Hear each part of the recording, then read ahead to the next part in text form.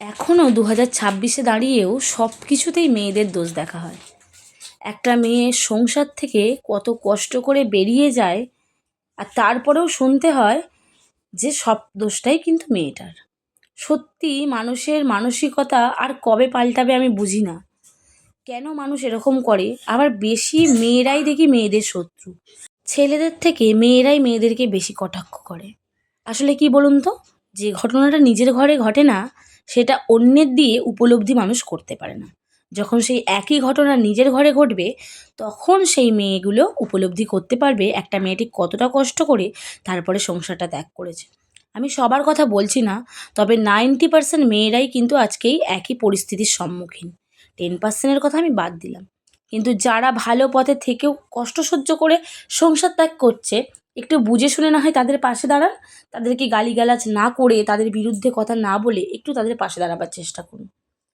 একটা মেয়ে, সবাই চায় গুছিয়ে সংসার করতে। সংসার জিনিসটা আমার মনে হয় 90% মেয়ের কাছে খুব আনন্দের আর শখের একটা জিনিস। কেউই হুট করে চায় না সংসার ত্যাগ করতে। কিন্তু অনেক কষ্ট, অনেক জ্বালা, অনেক যন্ত্রণা সহ্য করার পর সে যখন আর থাকতে পারে না, তখনই সংসারটা ত্যাগ করে। কিন্তু অনেকেই বাইরে থেকে দেখে বলে, ওর স্বামী তো এত ভালো, খাওয়াচ্ছে, পড়াচ্ছে, ঘুরতে নিয়ে যাচ্ছে, এটা কিনে দিচ্ছে, ওটা কিনে দিচ্ছে। তারপরেও কেন মেয়েটা এরকম করলো? আচ্ছা, টাকা পয়সা গয়নাগাটি এগুলোই কি জীবনের সব? মানসিক শান্তি বলেও একটা জিনিস আছে। আর কার স্বামী ঠিক কতটা ভালো বা কার স্ত্রী ঠিক কতটা ভালো, সেটা কিন্তু স্বামী স্ত্রীই জানে। কারণ যে যার সাথে সংসার করে, সেই কিন্তু একমাত্র তার মর্মটা বোঝে। তাই না জেনে শুনে ভুলভাল কথা বলবেন না। কাউকে পাশে না দাঁড়াতে পারেন, অন্তত তাকে দূরে ঠেলবেন না বা তার বিরুদ্ধে উল্টোপাল্টা রটিয়ে বেড়াবেন না। আজ যখন মেয়েটা বাঁচার জন্য সেই সংসার ত্যাগ করে একটু ভালো থাকার আশায় নিজের মতো করে বাঁচতে গেল, তখনও তাকে কথা শুনতে হচ্ছে।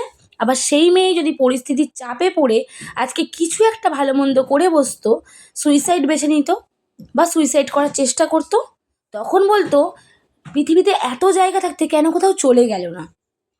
কেনই বা এই এই পথ বেছে নিল? আচ্ছা, আপনারা ঠিক কী বলতে চান একটু পরিষ্কার করে বলুন তো।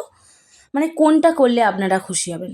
আসল কথা হলো, যতক্ষণ না একটা মেয়ের নিঃশ্বাস ত্যাগ হয়ে যাবে, ততক্ষণ পর্যন্ত মানুষ তার নামে বদনাম করতে ছাড়বে না।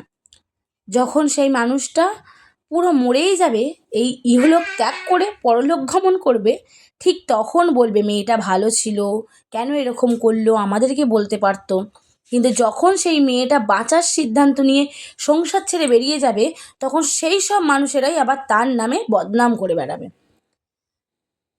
আসলে কারোর পরিস্থিতি কারোর বোঝা সম্ভব নয়, জানেন তো। বাইরে থেকে দেখতে সব কিছু অনেক সুন্দর লাগলেও ভেতরটা কিন্তু অনেক খারাপ।